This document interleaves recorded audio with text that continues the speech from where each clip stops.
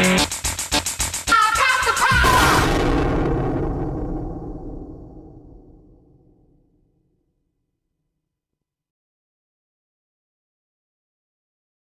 there, it's me, Brian Cockerill, aka the Taxman. I'm with Scott McKenzie today. What do you think about this year? It's nearly over. What do you think about it and what's going to happen maybe next year, mate? Yeah, so we're coming towards the end of 2020, moving into 2021. The reason me and Brian have got together, as we said not long ago, towards this podcast, when we did a little teaser podcast, so to speak, we spoke about the struggles of 2020. It's been a heavy year for everyone. No one is denying that. Loss of businesses, mental health rate going up, lots of different things. The truth is, like we've mentioned before, a lot of them problems are there before that, but people are starting to lose hope, and they're starting to come under. When you start to lose hope, you can really fall into lots of delusions and negative mindset. And so one of the biggest ones is we've lost everything because gyms are shut, things like that. Brian runs a podcast regarding training at home. So the message of hope is this: it's not what you can't do, what can you do? I mean, for one, myself, I run a worldwide music business. I did all that on the lockdown. I do all that on my phone. You can have a YouTube. This is on YouTube. This is going on YouTube, yeah? You can have a YouTube on the lockdown. Brian has probably helped more people last year with his training stuff than whatever, and that was on a lockdown. Yeah. So that's not the way. I'll let you Brian tell you a little bit about some of the tips videos he's doing. Well, we decided to do a tip of the day where it tells you about diets, it tells you about food, it tells you about creating glutamine, all different types of vitamins, vitamin D, vitamin E, vitamin C, all these different things. I've got all the analogies on there for everything. It tells you what they work for and what they do for gout, for your teeth ache, for all different types. I've also done on YouTube, on my YouTube show, Brian Cockerill, as you can see above the picture. On there we're doing one with the elastic training bands. We've been doing that, showing people how to do a little bit of training, but we've had some smart asses on going, oh, I can do 25 press-ups with two people sitting on me. I said, yeah, but you're 25-year-old, you're ex-army. We're on about people who've got mental health problems. We're on about people who are struggling with this COVID, sitting about, doing nothing. We're getting them off the backside, and people are saying to me, oh, thank you, we can't wait for tomorrow. Now, if you look at my YouTube channel, you'll see that we're inundated of people who are thanking us and can't wait for the tip of the day or the training expertise I've got, because 43 years I've trained. I'm writing a new book, Train the Right Cockerill Way, and all the knowledge is what I've got. I'm trying to give people for free. I'm not asking for money, I'm not asking for anything. I'm just trying to help people out there. But thank you for all the ones who've said, the one lad broke his back in a car accident. He said, in everything I've done, I can't go to the gym, I can't get out the house. He'd been training about a month or so. He's out the house now. So it's because of that little bit of training, giving that little bit of confidence. He's now buzzing because he can get out the house. But what a life change. So it might have been a small tip or whatever. But so like I say, a lot of... So I suppose what a lot of the message is a lot of people, if they can't have a huge end result, think it's written off. But everything starts small. So Brian, if you look at his old YouTube videos, an absolute massive guy. Back in the day, I first bumped into Brian in somewhere called the Powerhouse. It was a rave in Manhattan. I was 14. He literally was a powerhouse, absolutely massive. He weren't born that big. He was the biggest guy. You had to train and you had to start somewhere and build up the weights. Where did you first start training? What were you given? Did you have a gym? What was your first thing? I think it was a dodgy carpet back thing. So tell them how you started, Brian. I was 13-year-old and I went to my Uncle Tam's in Redcar, where Scotland's from, and my wife Emma, and I stayed there the night at a house with him, and he was going to a woman called Barbara, and he had a set of dumbbells and an old bench, and I did a little bit of trade on there. I got addicted to it, so I went from there from school. I weighed 10 stone, by the way, maybe 9 stone. I had the skinniest legs you've ever seen. How much were you in? About 94? How many stone? Double that. Oh yeah, I put 12 stone on over 6 years. Wow. So not when I was 30, when I got to about 18. Yeah. So when I first started training, a lot of people do the same as me. They think the more you do, the bigger you get, but you don't. Yeah. But 43 years of training, I think I know a little bit. I've trained with world champions and playing Mr. Olympias. Yeah. I know top professional bodybuilders all over the country, all over the world. Yeah. And I think I've got the knowledge out there to help people. And a lot of people who do the training, it gets them off that setting instead of sitting there watching these stupid EastEnders and Coronation Street and all these. And things that are full of negativity. When you start watching programs that isn't a negativity songs, these games where they're shooting people and killing people, it's only a game, but it goes into the subconscious. Yeah. So then you subconscious, you can't do anything about that because it's inside there. You go to bed and you're having night terrors, you're having bad dreams. Do you agree, Scott? Yeah, well, yeah, this is part of what I want to speak about in the podcast of see, sometimes you might only make a small move with something, but it has massive results. And so, like I said, I'm a life coach, mentor, do rapid transformational therapy. And when I start somewhere, I always start at the beginning with someone. So I tend to go into healing the subconscious mind for the past and stuff like that. And then when they go to make changes in their life, they make very small goals. These, I mean, like you say, if you're already a bodybuilder, then, you know, using resistance bands, you're maybe not going to get ready for the Olympia, but that's not how some of these videos are. No. If you're already with that, you're not desperate, you're not hopeless. You already know you can train and do things in the house. This is for people with hardly any money, hardly any whatever, who maybe don't even dare leave the house with paranoia. Right. So everything starts seed and small, so it starts with imagination. But you've got a conscious mind, a subconscious mind. One of the biggest ways to help free people is getting them as adults to take responsibility for their life, and with their conscious mind, focus on stuff. Now, one of the biggest ways to retrain your mind in the subconscious is at night time before you sleep and in the morning. I mean, if you want to check out more on that, on alpha waves and all this stuff, watch a YouTube video. We don't have much time for that, but to just give some small master tips. If you're sat watching murder programs last thing at night before you go to bed, gangster movies, soaps on cheating. For instance, I'll get someone to come to me and go, look, I have the nicest wife or woman in the dirt and she's going to finish us now because keep going through a phone and this and that and blah, blah, blah, and I'm accusing of it. And I ask them what they watch and they tell me. And it's all based on ruthless cheating. I said, you're putting negative things into your mind. So, a message on open that, if you can put them in your mind and it gives you nightmares and gives you paranoia or whatever, what can you put in your mind last thing at night to reprogram your life and put good things in? So what would you say are some good things that might be, that are very cheap? If you're watching YouTube now, if you're watching this video now, then you've got access to just about every educational program on thingy. So what would you say are healthy things that have helped your life that you watch? I watch things like the bodybuilding. I don't really watch television much. I look at the good, positive things. I'll watch something, not like Coronation Street, EastEnders, and I'm not disrespectful to people who watch them, but you don't benefit from it. I'll look at something that you learn from it. I like to educate myself. I like to learn about bodybuilding. You've got to be up on it all the time, powerlifting, weightlifting, what food to eat, how to do this, how to do that. And I like to listen to things like, on the night I'll listen to people like Joe Dispenza, who's a doctor, and he helps you change your mindset. And he says, you can't live in the past, because if you keep living in the past, you'll never live for today, and you can't live for tomorrow because you keep living in the past. So you've got to change that concept, and you've got to stop feeling sorry for yourself. Because I've had a bad childhood, Scott's had a bad childhood, lots of people have, but you've got to get past that. You'll never ever achieve anything if you keep playing the victim with yourself. Oh, my mum did this, my dad did this, my auntie did this, my uncle did this. Got to let some stuff go. You've got to say, look, let it go, it's gone. Then you've got to look at the mirror and you've got to love yourself before you love anyone. If you don't love yourself and you don't say, I love myself, you can't love your kids, you can't love your family, you can't love anyone. So you must love yourself, and you must go out and help people, even if it's just help somebody across the road, open the door for someone, seeing some old lady in the street who looks lost and say, hi love, how you doing? Having a little chat with her, and it gives them that little boost, because some of these people are living on their own, depressed to death. Just little so it adds value to the community. So like you say, negativity, gossip, slander, all these different things you can get involved with. And I'm not knocking Facebook. I use Facebook for my music business and mindset stuff. But when you get involved in negative things, it has a negative impact.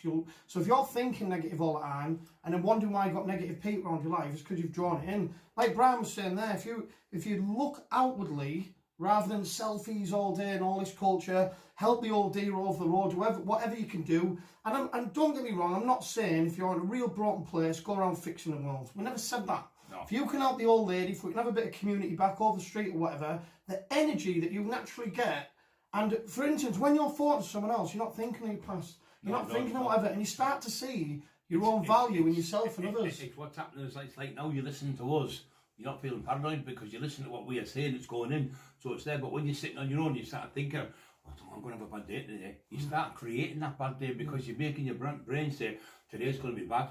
So if you keep saying that, it's going to be bad. But if you say, I'm going to have a great day today, I'm going to do this, I'm glad to be alive, should thank your blessings. When you open your eyes, think, another day I've got, thank God I've got another day to live. Because one day it will be your last day. Yeah, so you've got to live every day. Life's very precious, and it's not just that, it's very precious, very valuable, it's worth living. You are worth it, and you are massively valuable. Everyone's worth and this is the thing, if you're watching this video now, I know you've got access to YouTube, yeah? This is the beauty about what we've actually got on fingertips. Alright, we're not allowed to do things out our door at the moment, yeah? You want to learn to cook, you can watch Gordon Ramsay, one of the world's best cooks, teach how to cook. Yeah. Name a top bodybuilder who you look up to. Yates. Right, okay, you can watch him teaching you how to train all the way free. For free. Yeah. For absolutely free. From inside the home, do you know what I mean? So there's so many solutions, there's so many starts. It can be a great thing, the YouTube, it can be a great thing, Facebook, but if you go negative and you go negative people, it's what you're searching for. If you start doing that, it's like a magnet. Negativity will come out of you. Negative thoughts. Just surround yourself positive people. Be positive, and you'll get there. So I think this year, I know a lot of us have lost loved ones and colleagues and friends. It's been tough, hasn't it? But what it is, Scott, them persons who have passed away, your loved ones and your friends and your colleagues and people like that, they wouldn't want us to sit miserable. No, they want absolutely us to not. live life to the full. Absolutely and that's what we've got to do. So next year's coming, not long away from it now. So next year, just be positive. I mean, we went through the First World War. We got through it. We went through the bubonic plague. We got through it. Yeah. We went through the Second World War. We had bombs dropping on us. You can't say we're struggling when you're sitting in the house with the best of phones. The best still of eat chocolate from the shop. We are not that bad off that we've allowed ourselves to believe. And it's this, Brian's touched upon it, I've touched upon it. And whenever I do some key work with people, and this might be people under strong narcissistic abuse, psychosis, schizophrenia, whatever that might be, I'm always going to go straight to checking out that person's value system, how they view their self. Because this is the thing, my life and my value, which I find great today, and I love myself as a human, independent on the government or outside that door, that I'm always going to find the angles and what you have to do. In fact, as I've said before, I started a company called MTR, and I started it with coronavirus, stuck inside the house. That's when I started MTR. So it proves you can achieve things from absolutely. I've started with podcasts for me, and we've only been doing it 4 months. We've got 4,000 people. But I bet there's more people watching it because of the coronavirus. There's probably 12, 15,000 watching it, but we give a good message. But we're not telling people to do stupid things, and some people are coming on telling you to do daft things. But if you start doing stupid things, you're going to get yourself locked up, taking drugs, drinking, and mask it. Get into a little routine. Somebody said to me, "Well, I can't do any fitness training, Brian. I can only walk, and you can't walk in the snow." I said, "But you can walk up and down your stairs. You've got the Stairmaster there. That's a perfect incline. And if you want to do a little bit more, you can get a couple of tins of beans, put them in a bag, put them in another bag, hold the bags, and walk up the stairs and walk back down. Just little things like that. You can push yourself, but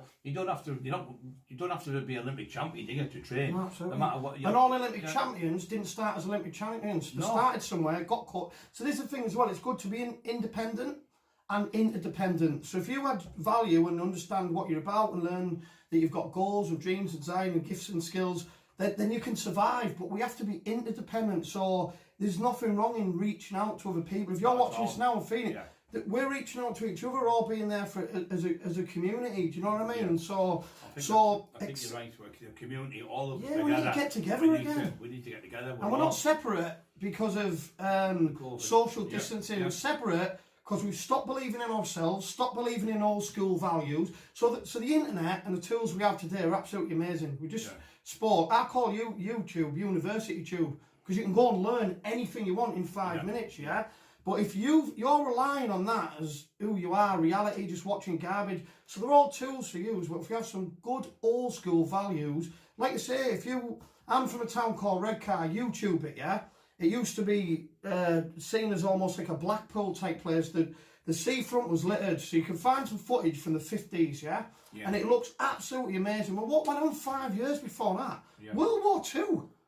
Because when people lose things, when we won, we can pull together and be hardcore. We are hardcore people. You're stronger than you think you are, but you're not going to go from there to B. You need to let things go a bit. You need to believe in yourself, start getting equipped, start feeding your mind good things. And it's within a matter of weeks. So this is the thing as well, because I'm a former drug addict. You know, Brian is. And I mean, I was addicted, and I've lost the plot, and I've been in St. Luke's Mental Hospital, and I've all these different things. Now, I didn't know this for many years, but all the drugs I used to take was trying to fix wounds from the past, but the chemicals that you actually release, dopamine and stuff like that, you don't get it from the drug. The drug signals and tells you to release that. So they're already in your brain. So if you're coming away from drugs and things like that, you can't replace that with Coronation Street or something. I'm not knocking people watching soaps, but when you've bought that into that as actual life and trying to get fed, like you say, don't you think if you went up the stairs 20 times up and down the road, you release up and down the house, you release a little bit of dopamine, well, you're releasing gamma, dopamine, serotonin, and that's the drugs what you get when you're taking horrible drugs like coke, like I did, being an idiot. But the thing is, these drugs are the same. What you're getting out your brain by training. To release all the good ones, and there's no bad come down. No bad come down. Drugs free cost, as well, cost a penny. Free. All it costs a bit of sweat and a jump in the free shower. Drugs, no you know when you do it, you get say you go up the top of the stairs, you have there's one. Next day, say I'm going to get up 1.5 stairs and 2 stairs. Even if you go and you can walk between like one lamppost to the other fast, and then walk slow between 3, and then fast. So you're stepping it up. You're stepping up a little bit, and then you think, I'm doing 20 lampposts here, I'm doing 30. You're achieving something. Goals, you're achieving. Only go for small goals, like I've just told you. Because then, if you try to go for, I'm going to bench 500 pounds, you're not going to do it. You're not going to feel good if you're already from a place with low self-worth. You're going to fail, set yourself up. You shouldn't be fail or stop training, Small achievable goals, and let me tell you this, when you start to set some, so there's some people out there absolutely rock bottom, and they'll go, I don't know where to start. It'd be like this. Generally, when I help someone who's wounded from the past, rock bottom, their house will not be in a good place. It'll be dirty or whatever. Do you know what? Clean your whole house, do one room at a time, and see how you feel afterwards. Your self-worth and your self-belief 100%. And that self-achievement completely change, game changer. How do you start your day with your bed, making your bed first? Every morning, before I get out of bed, I have 10 minutes, I lay there, I think, I'm glad to be. What am I going to do today? I don't plan yesterday what I'm going to do tomorrow. I planned to like today. I had planned it this morning before I got to bed. I thought, well, Scott's coming today. We're going to go into some stuff for Christmas. I'm going to get this and I planned so positive forward thinking as well. So you're not, but when you get up and go and you stub your toe and go, my toe, it's going to be one of them. Or you put your jumper on back to front and you go, I'm going to be one of them days. Then you're making it up because you're setting your mind up to be that day. But stop thinking negative, because if you think negative, you're going to, like I said to you, you're going to be depressed. And the thing is, if you're positive all the time, and even if your scientists have said, when you smile, I think it's something like you use a lot of muscles in your... A lot more muscles to frown than you do smiling. So why waste energy? And you release stress and cancerous cells and all that. Smile like me, Smile, it makes you better. So this is the thing, so, to just go over some of the things we said. Set small goals, The words you speak over your life are powerful. So the first things you're saying are going in. So your words go into your subconscious mind, And so if you wake up in the morning and pre-think out your day, what you're going to do from a positive angle, make your bed first thing. And it sounds mad, listen to any army lads or whatever. It's a structured thing that as you, because you're pretty tired in the morning, you haven't warmed up, it's almost uncomfortable. Don't be afraid of getting uncomfortable in life. Don't be afraid of setting goals and maybe failing. That's how you master something. That's how you achieve. That's how you achieve. Everyone can't just go in with the top bodybuilding show and win it. You might come 15th and think, right, next time I'm going to try and get 10th.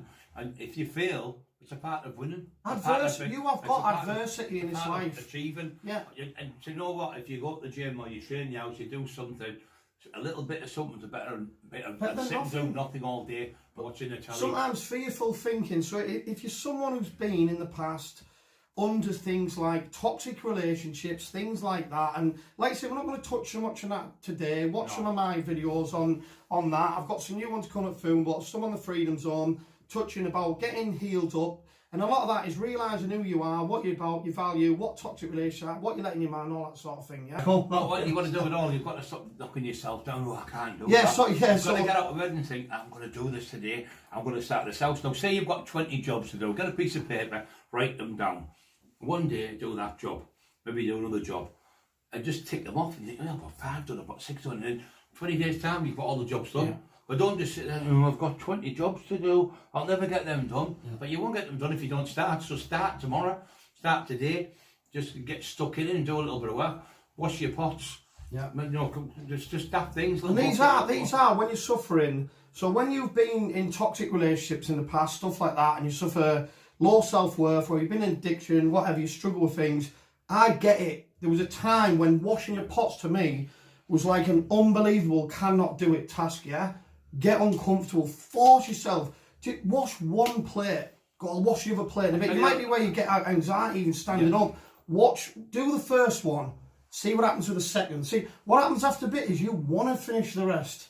Tell you a little secret, the best thing to do about pots, just get one plate, one knife, one fork, one spoon, one cup, one bowl, and that's all you've got to wash. That's all you're going to use. You don't have to have, like, if you have 10 plates, you know, I've got all them plates to wash, just use one. As soon as you use it, as soon as you finish it, don't leave the cornflakes stick to it, because it's 10 times don't harder to wash. So you just wash it, dry it, put it off, done. Go and watch the telly, whatever you want to do. Go and do a little job, go into the shop, get out of the house.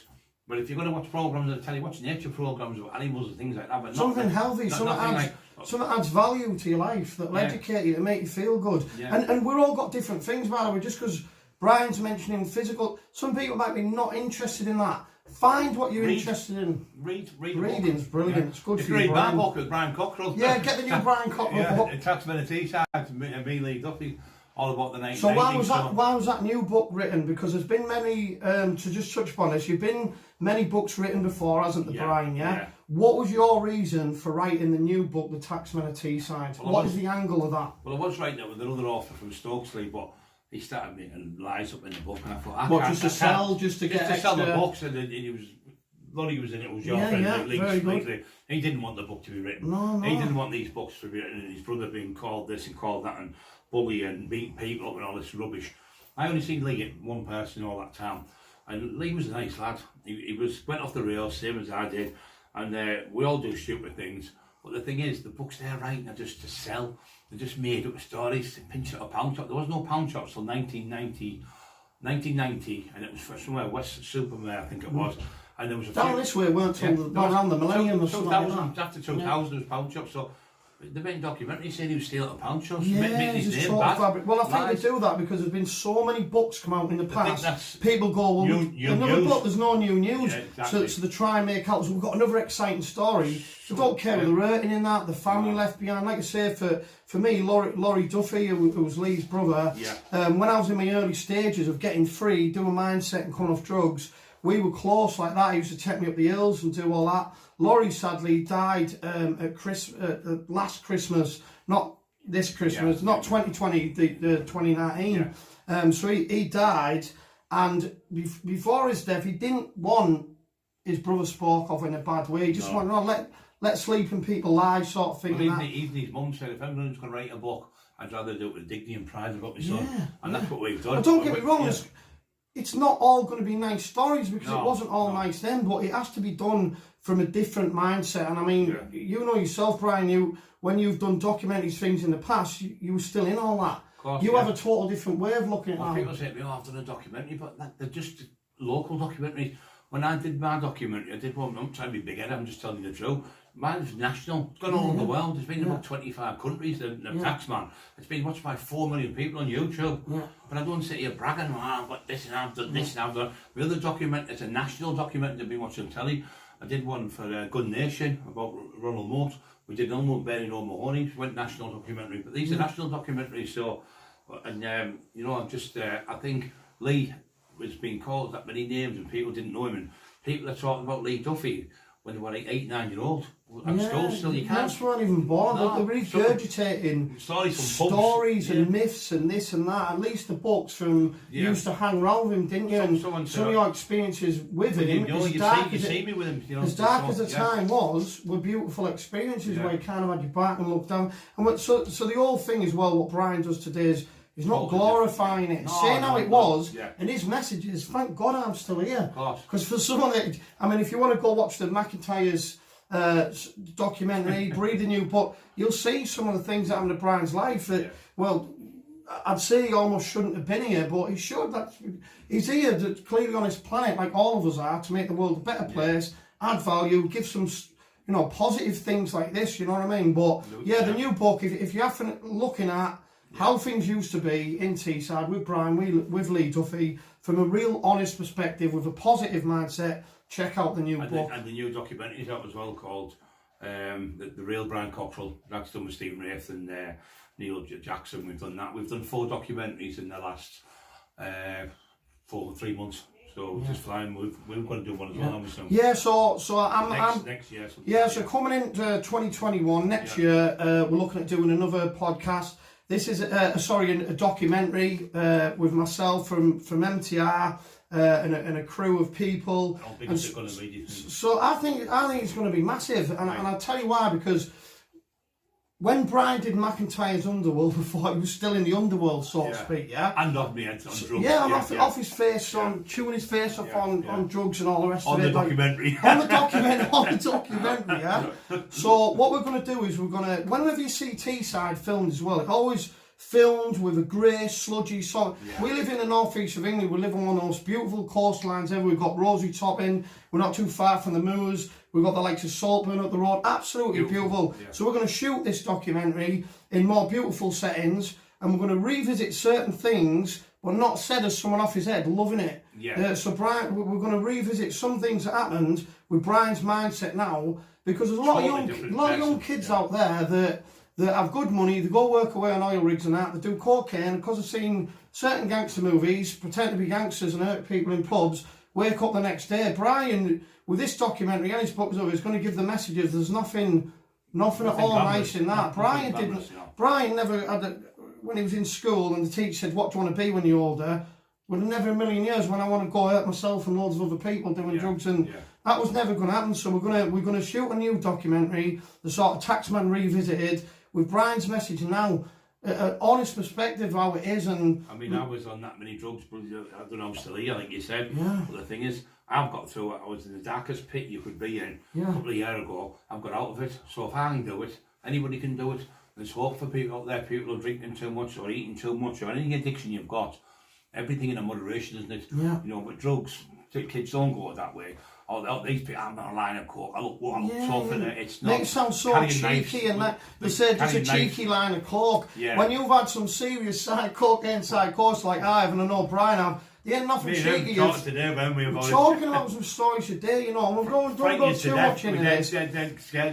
Trapped in your own flats, breathing through a towel, so people that aren't even really there can't hear you. And want to hurt you for things that never happened and that never worked. And you come down the next day and say, I can't believe I've done that. I'll never do that again. And you do it again. And so, like I say, you know, I'm not going to too much in that. It's a roller coaster ride when you're on them drugs. Oh, when it's bad, it's terrifying. So any people getting attracted to Class A drugs and that lifestyle, just don't do it now. No. Don't do it now, because it's very hard to get out of, and sadly people like Lee didn't. A lot of people have taken the drugs and died, and especially these blues, these foreign things that are coming from other countries. They're not even real tablets. The only time you take diazepam is if the doctor gives you. Yeah, and it's not diazepam anymore. I mean, you only have to look at cocaine. People talk about over here get some really strong pure cocaine. It don't start pure in the jungle. You know, it's really, really bad for you. And like I say. They're mixing all sorts. Your brain is so amazing. Your brain is the very thing that you use for your imagination and to go out and get the things you want in life. You start running and playing with it and all that. So me and Brian today are free. We're not perfect, but we're free. Yeah. Well, I've still got little twitches left. I'm still recovering from that sort of thing. If you can avoid all that now, just do it. If you're already in that place now, you might be watching this, you just come out of paranoia, yeah? You can be free. I didn't use medications or anything like that to get free in the end. Yeah. There was a process. One of the biggest things I had to see was this, that I'm valuable. Life's worth living if you live it. The thing is, you've got to think to yourself, when you start taking them drugs, you're changing your life, you're changing your family's life, because you end up, the ripple you get effects. The coke, you start taking anything, you got the drug dealers and they come round your house, your mum's house, and then the dad has to pay it and they smash the car, your windows get smashed. It's just not worth drugs. There's just a no-no. Get in that gym and train, that's one of the best things in the world. That's the best drug in the world. You get in that gym, get yourself healthy body, healthy mind, and that concept, and just don't make excuses and I'll start next week, I'll start training next month. It doesn't come. Don't wait till 2021. You'll be waiting longer. Year. No, they always come out with that one. I'm going to start in January. You know what I mean? Yeah. Start now. See, this December. Is the thing. You might even start now. You might even be somewhere where you're like, you know, where you haven't even got your own flat yet, so you're not even at the level we're on about. Yeah. Get a piece of paper and write down what you're going to do, because you've already took it from here and done something physical here. So how we manifest things, it starts with a thought. Psychosis starts with a thought and it grows, Thoughts become things, So thoughts become things. So have a thought, and when you consciously write it down, you just made a commitment, and then slowly go through that list. So you might even go, I haven't even got that. Okay, you haven't got an imagination. That's just a lie. You can't get a pen and a bit of paper. I'm sure if you... Well, don't knock on the door, don't break any. So I'm sure you can get a pen and paper. If you're watching this now, you've got on your phone, go to notes on your phone. They're like little supercomputers here now, phones. Start somewhere, but make a decision of change today. Yeah, you've got to want to change, and you've got to get help. You've got to want to. You've got to make something happen. You can't. But don't forget, you can reach out. There's people out there to help you if you're addicted to drugs or alcohol or anything like that. Whatever addiction you've got, you can get help. Don't be embarrassed, because you all thought when I was a kid, you wouldn't dare tell your mum, get a job, stop me, I'll get you. But you mean get a job and you won't be depressed. But I think even when we were kids, when we were young kids, we've been depressed. We didn't know what depression was, and we just started to realise what it is. And you take drugs to try and mask it, and you end up with worse. So don't forget, there's people out there will help you. And don't be embarrassed to say, I think I've got a mental illness. Yeah, see, guilt and shame, and shame is something that you relapse on. So if you're ashamed, and believe me, you might think you've been the biggest, darkest, got the worst. Whenever I help with anyone with recovery, and I can see them holding back, I'm not. And I do one-to-one things with them, I'll put some of my old stuff on the table, and they go, I thought I was the only weirdo who did that. And the next thing you know, they pour it all out. And it takes a weight off. It really empty. So get it off your chest. When I did the book, people said to me, "Oh, you can't see you're on crack. You're gonna destroy yourself." And no, I did destroy. I was destroyed. I'm not now. I'm reborn. I'm a Christian now. I got baptised, and with my wife, was people like Scott. I surround myself with lovely people, and I feel great now. Get out of bed every day, and I'm glad to be alive. But before, I was just I wasn't even living. It was an existence. Where do I get the money for this? Where do I get the money for the drugs? Where do I get that? Oh, the rent. I go the rent. They're going to take the house. And there's another thing for you. The worst thing about fear is fear itself. You can't stop. It gets exponential, where it's infinity. It just keeps going on. What if I don't do this? If I don't do that, I don't pay the mortgage. If I don't get paid me, what if the police pull me and I've got a ball tie? And you can go on and on. But it is. Your imagination is limitless. And so it's going to go down one route or the other. It's going to go down darkness or down light. Light being truth, dark being lies, and it's never ending. So you know, people talk about hitting rock bottom, and I've always said this is no bottom. You just keep falling. You just keep falling and falling. But this is a thing you can choose to stop today, and it's switching your thinking. Hopefully, some of you are getting that from this now. Do you know what I mean? Take the message in. What Scott's saying. I'm saying you can get off the drugs, but you've really. I'm not telling you. Somebody asked Donald McIntyre, who did the documentary with. He phoned me 6 months ago. Said the hardest fight you've ever had is not this one, that one, this one. He said the hardest fight you had was getting off the drugs, and I'm so proud of you what you've done. And I was nearly crying when he told me. I'll tell you the truth, because I thought I've achieved it and I've done it, and my family are happy and everyone's happy. One of the hardest things sometimes. So the biggest battle you'll ever have in your life is with that, with yourself. Yeah, it is. So you were telling me a story the other day, weren't you? So back in the day, Brian, obviously, as you know, if he was challenged with something, it would have been met with probably violence, I think. So Brian's changed himself around. You were telling the story the other day, the young flashlight jumped out in the car, whatever, dived out, said some stuff, and you give him a total different message from the past, yeah? Yeah.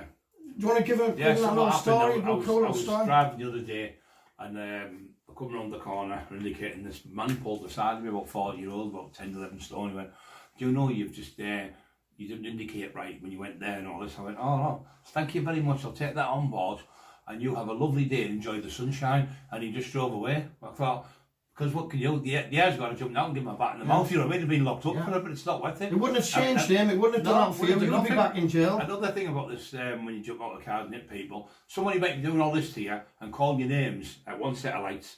You get to the next set of lights, they pull up, you come behind them, you get out of the car, you punch the windscreen over, you punch the window, drag them out, give them a good eye, and all the people around us say, "This lunatic just pulled up and forget about the last, they don't know what's happened 5 minutes ago." So then you get locked up, and you go to jail for it. So you've got to think, you've got to remember. I remember watching Van Damme when his wife went, some lady was going, "I'll fucking get you, I'll do this, I'll smash your face and all that," and I used to do it myself, and she went, "Let it go, you're never going to see him again." So you think, she went, "I thought that woman's right," Van Damme's wife, she went, "Let it go," and he drove off, and he was like, drove, and she was right, 100%. The truth is what you did, obviously Brian disarmed it with, see, you think you get offended by people in life, you don't, you take offence. So for instance, if someone writes in the comments on YouTube after this, what a pack of idiots from Teesside, and I've overcame hardcore drug abuse.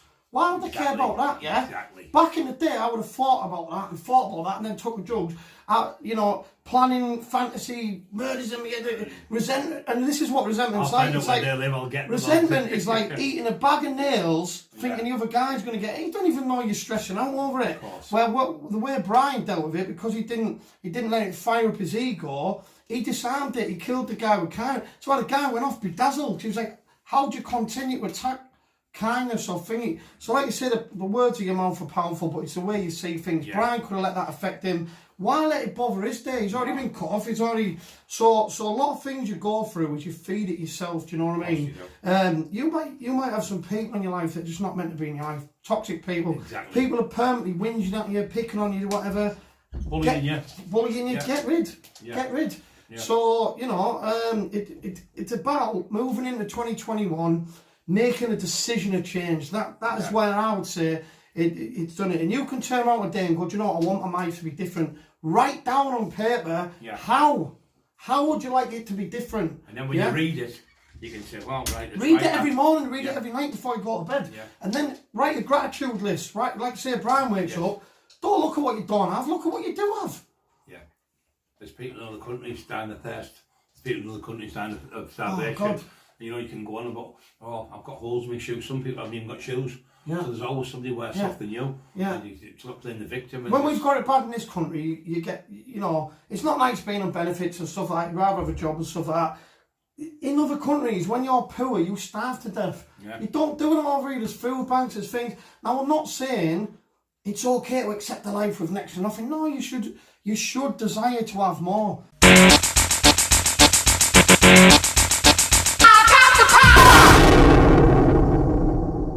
Okay guys, I'm going to step out and let my wife step in.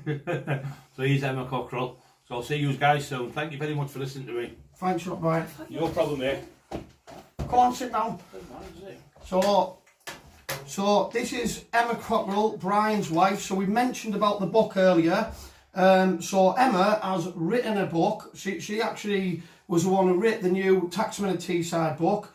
Like we were saying earlier, the perspective on this book is different. It's coming from a place of, saying how raw it was at times or whatever, but it was looking at it from a better perspective for, you know, not hating on people, not negative. And so Emma did that. Emma also wrote the book. First book, Emma? First book. And so what did you, tell me and tell the people here why you wrote that book. What was your motive for that book? Right. It went a little bit pear-shaped with Brian's, who he was working previous with. book writers. So then I just thought, right, I'll step in, and I just thought, right, I'll do it, and I just did it from a loving heart. So from a loving heart, so not looking for all the negativity in the stories. No, because everybody said that in every other book. In about 30 regurgitated books that we've all read before, or maybe new stories that even made up. Everybody knows about and there's no value to that, is it? There's podcasts, there's films, there's documentaries, there's books. So I just did it from a loving heart, and I thought, sit and think about how Lee's family would feel. Sit and think about how the people feel. And how people reading it might be able to read it and not want to be a gangster, but actually go, do you know what? There's a way out, and this is quite sad actually, and things like that. So obviously me and Brian were saying earlier about, you know what I mean. You could do anything you want to do in this life if you've got goals and whatever, right? So had you ever written a book before? Never written a book before. How did you do with it? I started off writing it out on a notepad. So it started small, like we said earlier. And then I typed it into the phone. And then that wasn't good enough. So then I borrowed a computer. And then I wrote it out. And that was a fully fledged book. What's the publication on that book? Steve Rafe. It's by Boy Books and Mojo Rising. And so obviously Steve Rafe is a successful company, so you're right in there with all the other ones. He couldn't quite believe how good it was. How good it was, because he didn't hardly have to edit it. So what was it difficult? Was it at times? No, I found it really, really easy. Because you enjoyed it? Yeah, because you really wanted to do it. I laughed out loud at some of the stories and stuff. But so that's... it's just, I think people tend to dwell on bad things and they tend to like to make people out to be monsters and this, that and the other. But at the end of the day, Lee and Brian were both human beings, and they were somebody's sons. Yeah. They're both beautiful people. Wasn't all bad, was it? Wasn't all bad, no. Not all, not all. Obviously, as I mentioned earlier, Laurie Duffy, Lee's brother. Obviously, I didn't know Lee. You know, there's a lot of people my age, I'm coming at 40, that do these Teesside stories, and it's like, what were you, 9 when he was here? What? Stop pretending. And so. Yeah, I knew Lee. Yeah. I met Lee numerous occasions in the Havana and in the Blues. What was your experience? He was always lovely. He was always lovely. People say he was this, he was that. I never seen him with any women. He was a lad's lad. Yeah. But whenever I did see him, he was like a beautiful person. He was always like really nice and very polite and very, just a lovely lad. Yeah, so like I say, Laurie was one of my best friends. He's not here anymore, bless. That's Lee's brother. Laurie didn't talk about his brother a lot, but when he did, it wasn't gangster stories. It was nice stuff and different stuff like that.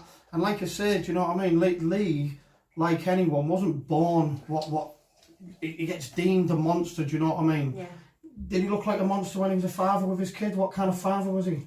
Well, the beauty of the book is as well, I've made a beautiful friend in Carol, and that's the mother of Lee's children. Okay. And she's a lovely lady. Yeah. And at the end of the day, them kids, he was the dad, like you said, and he was his mother. Like, look what she said. I'm sick. If somebody is going to write a book, I want it to be a nice one. Yeah. Like, because everyone's got good and everyone's got bad. I've got bad. You need both sides of the story. You need a better perspective. But you can't keep dwelling on someone's past. No, you can't. And all it creates is a bullshit culture out there, doesn't it?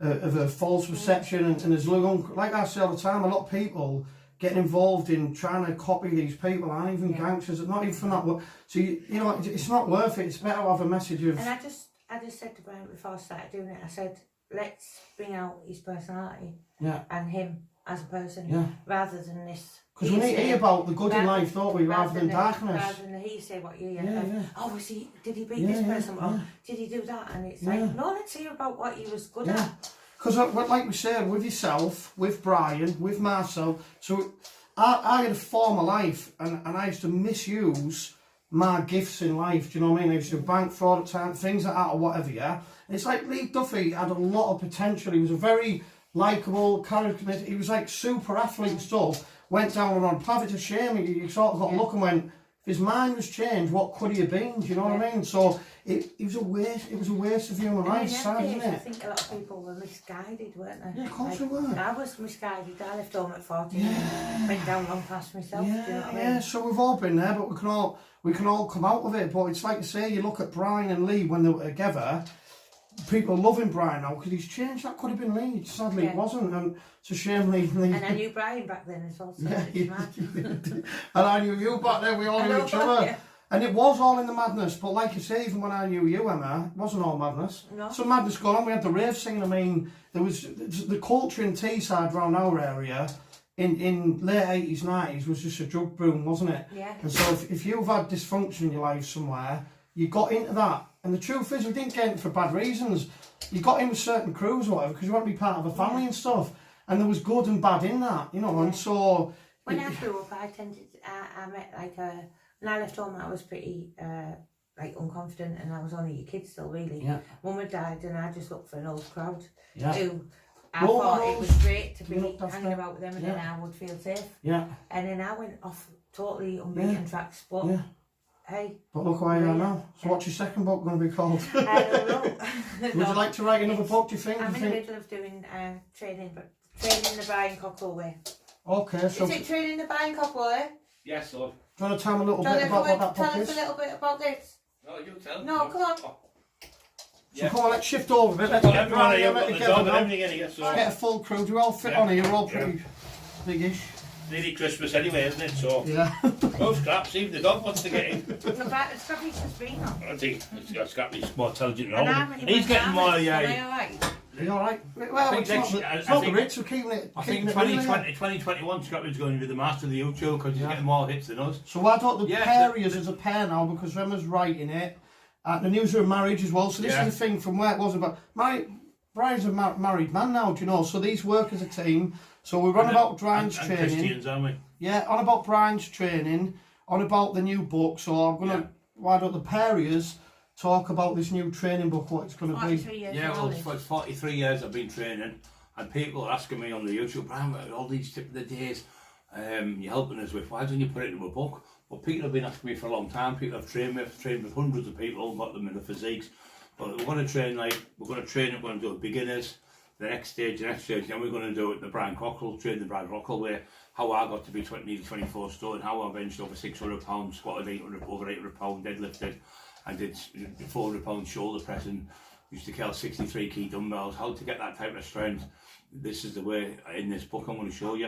I'm not saying it's not going to be everyone's cup of tea to do that, but we're going to write the book. It's going to be for everyone, whether it's male, female, young kids, older, old people, 90-year-olds. It's going to be for everyone, people in the 50s, 60s. So we're going to go through every type of training to help people. And like I said, 43 years I've been training, so I do know quite a lot. I've met a lot of top professional bodybuilders and, you know, Mr. Olympias and things like that. So, but I just think it's good to help people, isn't it? Yeah. We're speaking to Stephen Rafe the other day, and he thinks it's going to be a good idea as well. He said it's a great idea for a book because the knowledge you know is second to none type of thing. So it's just to help people, man. That's you know. So we've talked about having the Taxman Revisited documentary. Yeah. With yous now being a partnership, are you going to feature in that documentary as well? I mean, we can look at how you wrote the book. I mean, we're talking a bit in now, but it'd be good to really go more in depth with all of it, because what we've got coming forward is the new Brian, his wife, a new way of doing the message. You know, looking at the trend, looking at all the positive sides. So if we're going to do, you know, if it's sort of the Taxman 2 revisited and the aftermath of your life now, you can't regurgitate the same story. No. Well, that's gone, it's past. So, and I think a lot of people are drawn towards that because a lot of the time, if they're drawn towards darkness, because no one's showing them light. But light's pretty attractive. So I was in the worst place. I mean, I've been shot at half a dozen times. I've been nearly killed. I don't know how many times. People trying to run me over, and people hit me with bats. I've been set about in houses. So it's not all glamorous. That was funny what you said the other night. We were going to bed, and he said something. Look at the scars on me. I'm like, what? And he said, he said, but look at you as well, because we've both been. Yeah, you've both been through the mill. But this is the thing. This is the thing. We were 30 years ago. We met each other, and we got back last year, and we got a tattoo on our arms. I've got him, and she got bride. And a week after that, he has to get engaged, and then a couple of months after that, we got married. And we got scrappy, and we just dead happy. But in the meantime, we've both been, like Brian, been through the mill. I've been stabbed 3 times. I've had dogs set on me. I think the difference is this. Relationships we've got. And I think the difference is this: is you get people telling the dark stories and the war stories from years ago, and if that's all you're offering, then all you're getting is more darkness and war stories. You are offering how to come out the other side, and I don't believe the only people that can ever share how to come out the other side is people who've been through, but it certainly helps with your testimony to be able to go.